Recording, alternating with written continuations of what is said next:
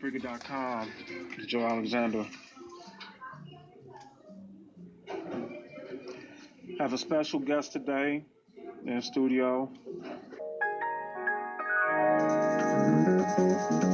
Wake up. Wake up. Wake up. Wake up, get a hold of your life, go get your cake up. The motto in the streets is you eat or you get ate up. Straight up, you tired of waiting, go get your weight up. My people's tired of waiting for reparations to pay us. Screaming Jesus can save us. I get the Bentley if I save up, but that's just another trick to enslave us. Push the minimum wages, put our fathers up in them cages. Then watch how our mothers struggle to raise us. But my ambition won't let me live in this poor condition that doesn't care about color, creed, or your religion. Priests, politicians gotta listen to opposition. From opposition, we still ain't got a pot to piss in. From opposition, we still ain't got a pot to piss in. Allah said, save the babies from the cold, pour wisdom in their cups till the truth overflows. Still, knowledge is the bread that keeps us well fed. Oh, child religion will not bring us satisfaction without action. Now, who can disagree with me? God is not a mystery. There's nowhere in history that you can show and prove to me. But still, you face each and I carry to me religiously. I'm G.O.D. to infinity, for real. The world won't get no better. It would just let it be. Na na na na na na na. The world won't get no better. Gotta change it up, just you and me. Poor reparations, the Bush administration, unequality, martial law, segregation, falsehood, forced teaching, forced education. Now the time for us to come amongst this nation. They deceiving us, they don't believe in us. They believe in that cream like Julius Caesar. I'm like Marcus Garvey, Malcolm X with the heels, ripping the chains of the remains of all of the leaders. Never worship an image of evil swine eaters. I'm on the back of the bus with two fine Zetas. We're in the jungle of life, but never jungle fever. I'm God body all day long, spiritual life lessons that I recite in the song. Trying to wake up everybody, can we all get along? For all my people that's out there persevering through the storm. Black fist, Staten Island, stand up, stand strong. Penetrate through the gate and bring the clan along. You gotta get that. Listen. The world won't get no better. It would just let it be. Na na na na na na na. The world won't get no better. Gotta change it up, just you and Wake up and realize the times that we living in, the world is getting more iller than ever. Thought we was chilling, striving change for the better, but it was a dream like Martin Luther. He had a vision that could move mountains, protect one another. That's worth of my brother Malcolm. Assalamu alaikum, wa alaikum assalam. We want justice. Police supposed to protect and serve, and then they shoot us down like wild animals. The nerve of them cold-hearted killers with blue suits, slaying our black youth. The earth cries from all the blood that's being spilled. We need a solution fast. Get Shalom Bill. Let me educate them, translate it, meaning God's will. It goes all in together how we are. To stand with a plan, divided we down to fall. And that's the Willie Lynch tactics that separated the masses, taught us all to think backwards. The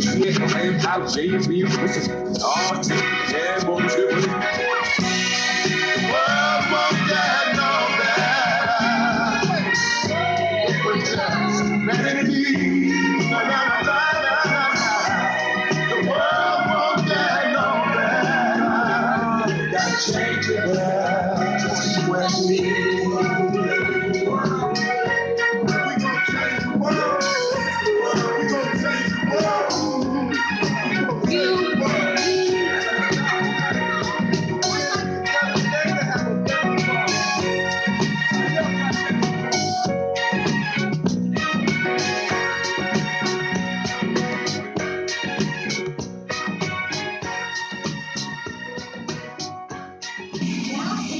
All right, y'all.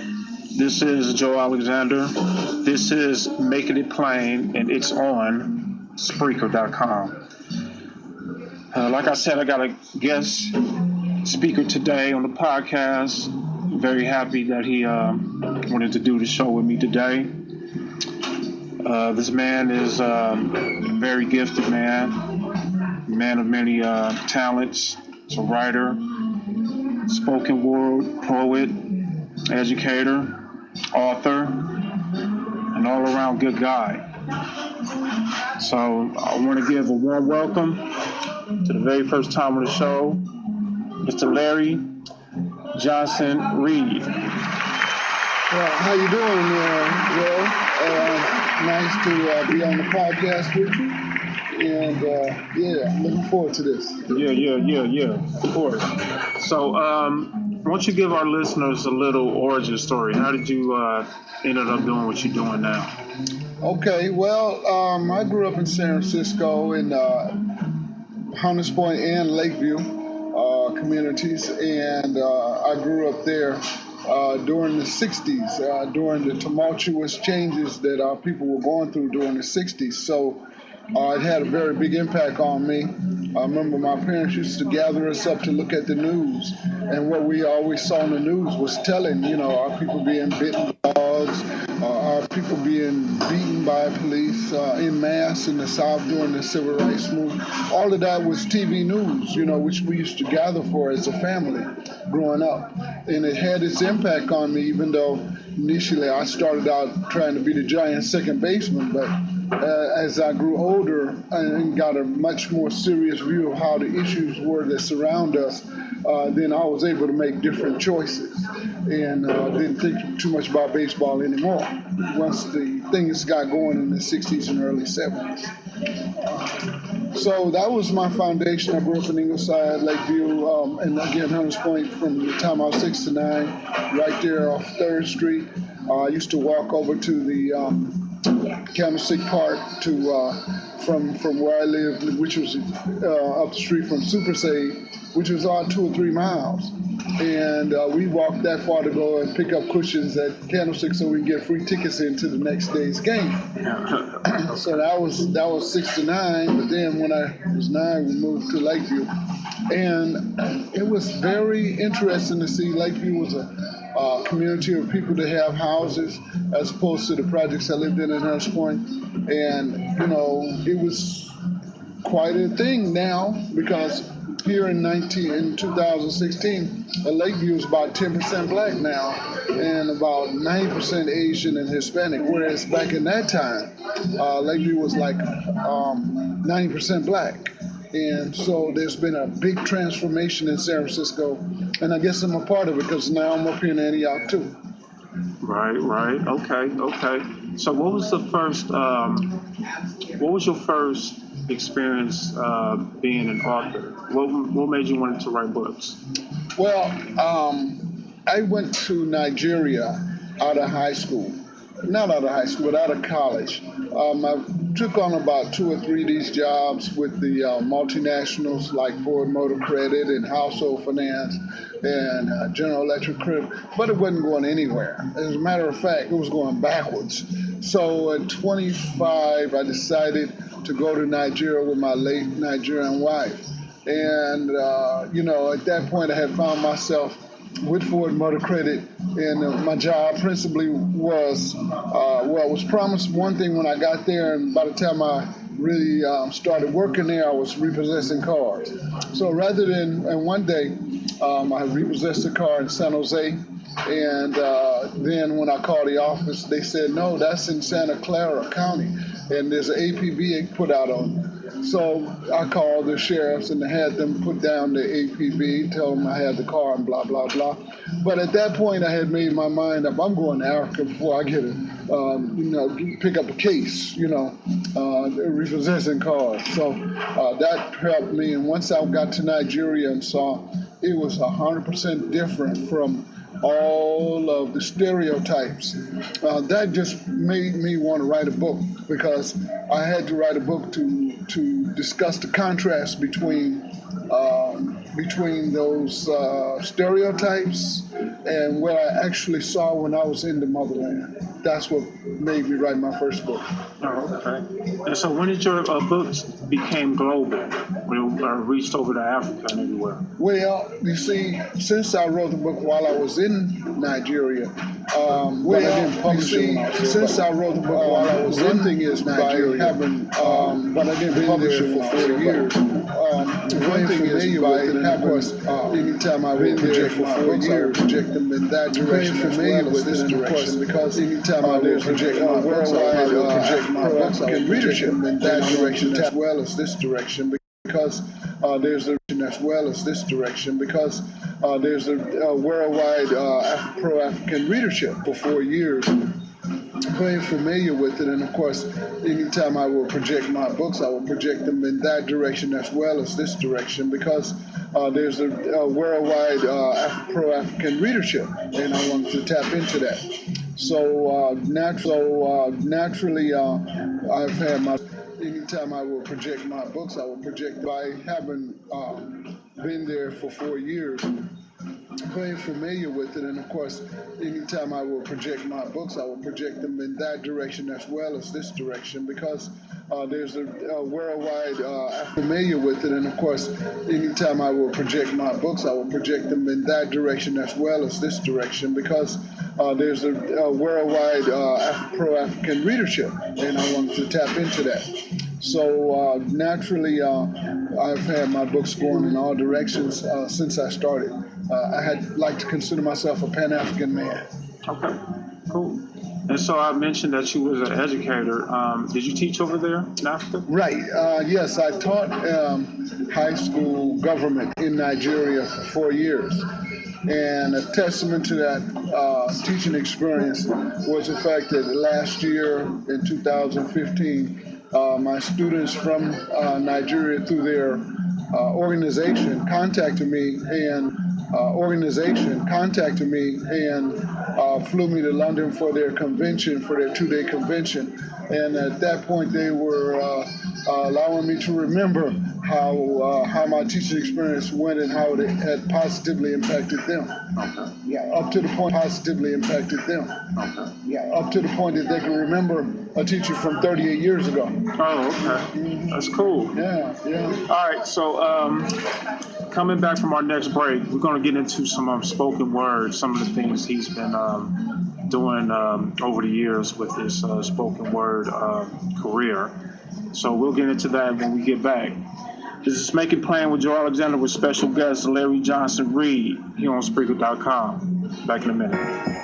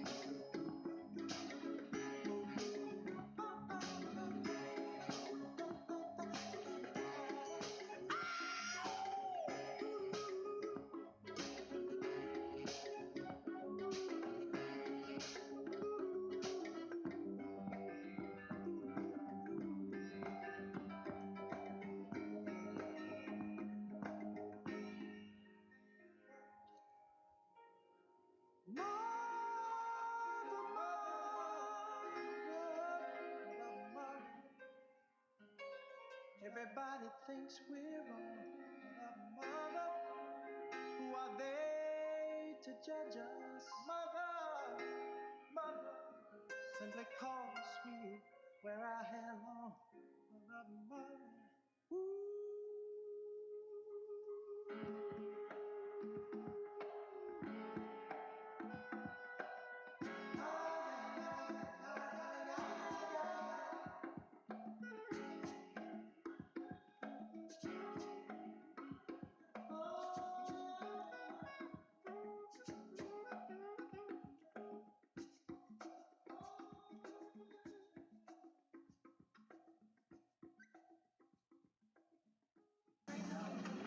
Spreaker.com, Joe Alexander, Make It Plain with special guest Larry Johnson Reed.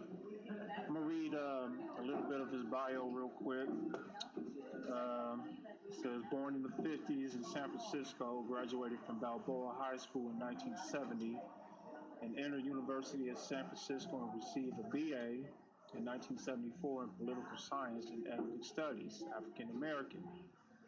His quest for education continued at Golden Gate University in San Francisco, where he received a master's in public administration in 1976. In 2004, he earned his Master's of Arts in Educational Administration and an administrative credential. Some of his books include Journey to the Motherland from San Francisco, that was in 2002. History to Destiny through Afrocentric Poetry, that's in 2004. Loving Black Women, Essays and Spoken Word in 2006. Long Distance Love in 2010. So that's just some of the highlights of his illustrious career. And so, Larry, I just want to touch up on your spoken word career. How did you get into that, and what made you interested into writing spoken word? Well, again, I had some depth at that. I remember writing a 26 stanza poem at 12 years old. And it was Larry is my name, young ladies is my game. Some are cute, some are fine, but I dig them all just the same. And I only went for 26 stanzas, which I can't find now. So, but I did have that in me. And so as I got to expressing myself in the movement more, I found myself going up at community meetings and actually doing spoken word. That would have been in the 70s. And so that's continued right on through now. And I have about 28 clips on YouTube as the fruit of my labor. Okay. Yeah. So where did you perform all your spoken word? Did you just travel the country with it, or you stay local? Right. Well, actually, I'm mostly local. Like places like Underground Books in Sacramento, downtown Oakland, San Francisco. Actually, recently I was there on May 3rd on 3rd Street, remembering the good old days I had in Millers Point, and also acknowledging that I was a few blocks from where Mario Woods was assassinated. Wow. That was May 3rd. I was at a spoken word event there. But I've been all over the country. I have been to Brooklyn, and I remember performing in Brooklyn, and might have been a little bit stiff because this little 3-year-old said, "How come he's standing still?" Right when I was making critical points, Right. So after Brooklyn, I started putting a little bit more moves, and I couldn't quite stand still the way I used to. And so now, I continue to perform, and I continue to have fun doing it. But also, I'm continuing to write my books. Okay, good. It sounds like you have a large fan base as far as your spoken words go. Well, it's amazing how I walk around here in Antioch and nobody really, knows you or acknowledge.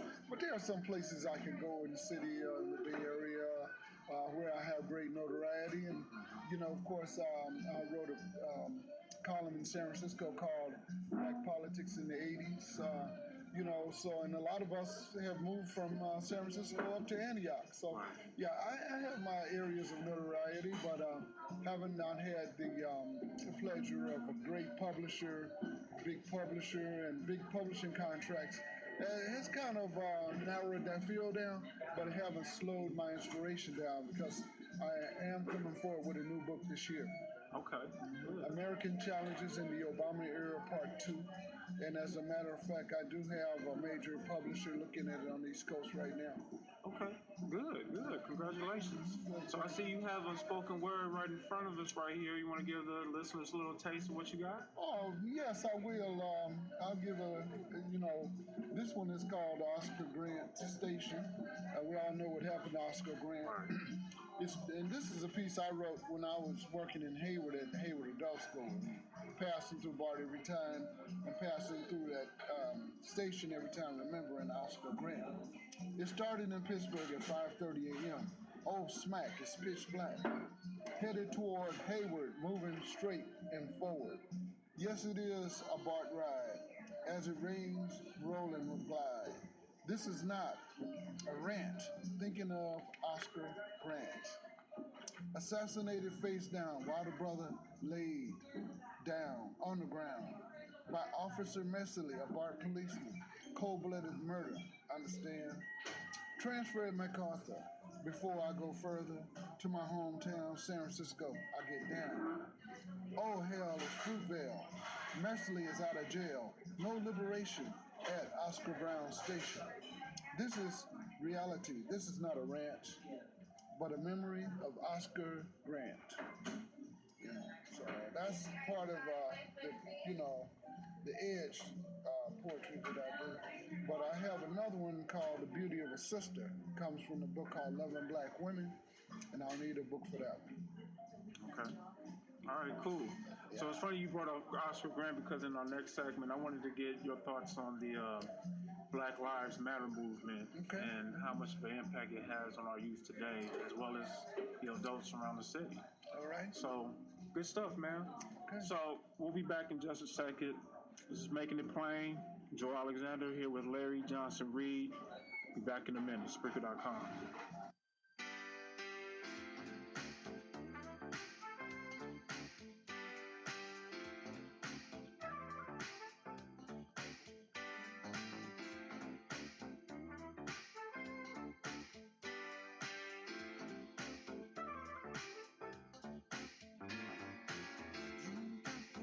You got the power, but you just don't understand.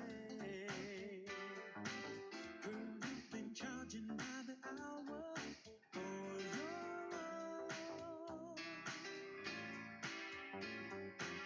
I'm trying to show how much I love you. Still believing in romance. You're taking way too many chances with my love. I remember when you used to be the talk of the town. All you get is lonely. Turn your love around. Don't you turn me down. I can show you how. Turn your love around.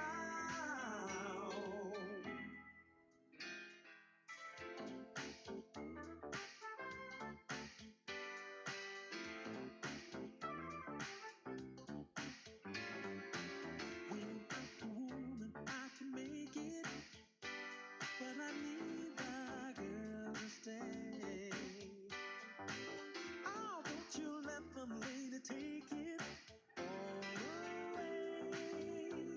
When the woman needs a taste of yesterday, if he stays at home, all they get is lonely.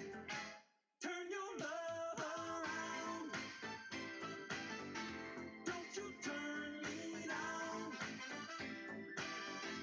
I can show you how. Turn your love around.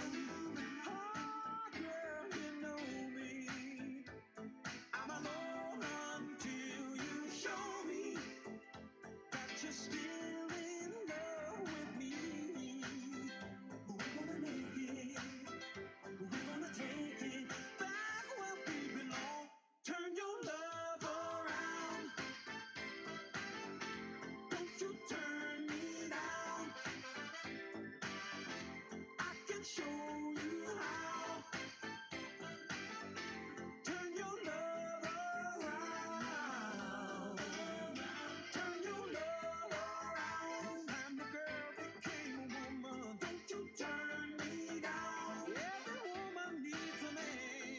show you how. I love the girl, I love the woman. Turn your love around. Turn your love around. I'm the girl who became a woman. Don't you turn me down. Every woman needs a man. I can show you how. I love the girl, I love the woman. Turn your love around. Turn your love around. It's time the girl became a woman. Don't you turn me down. All right, we're back. Make It Plain, Joe Alexander here with Larry Johnson Reed. So this segment, I want to talk a little bit about his thoughts on the Black Lives Movement. The story came out this week that another police officer was acquitted from a murder of another young black male in Freddie Gray. And people like Trayvon Martin, Oscar Grant, that he mentioned in his last piece, spoken word, and countless other people has been murdered the last couple of years. The Black Lives Matter movement has been sweeping the nation, sweeping the world actually, trying to bring people together to stop the police brutality and endless murders of young black men. And it's unfortunate that a lot of controversy has been surrounding it. We just had the former mayor of New York City, Rudy Giuliani, say that that Black Lives Matter is racist because not only him, but for a lot of people, they think that all lives matter. Even Seattle Seahawks cornerback Richard Sherman wrote in a piece in a newspaper that he writes for, saying that all lives matter as well. But the point that they're missing is that, the statistics shows that more young black males are being murdered by the hands of the police than any other race in the world. So there's a reason why there's a choir saying Black Lives Matter. It's not that we just singling out a particular race. It's that it's becoming an extinction of a particular race. It's modern day lynching, as far as I'm concerned. So I want to ask Mr. Johnson Reed, what are your thoughts with the Black Lives Movement? Do you think it's one-sided, or do you think that it's a movement that a lot more people needs to pay attention to and be a lot more sensitive to? Well, you see, the Black Lives Matter effort is a continuation of a black liberation struggle that started 500 years ago when the first of our ancestors were let off the ship and held in bondage. And so it's natural for people that are facing bondage to resist. And so the Black Lives Matter is the modern day expression of that resistance. However, the resistance has been taking place all along the way. And so, but the most important thing about understanding whether all lives matter is not so much that the controversy where people are saying, well, all lives matter. No, African Americans didn't start the Black Lives Matter around the fact that African Americans were disrespecting other people's life or lives. It started when the police were abusing our lives and making it look like we didn't matter. And that's what, from Trayvon on, you can go back to 2012, but you could always go forward. You can go back further to 1967 when the police violence caused the Hunters Point riot by shooting Matthew Johnson in the back of the head. So there's a continuation of the struggle, and though it might be Black Lives Matter today and the Black Panthers and Pan-Africanists of yesterday, our struggle for true liberation and human rights continues, and it must, because why should African American human rights be second class in the most modern republic in the world that we built with our hands, right down to the Whitehouse?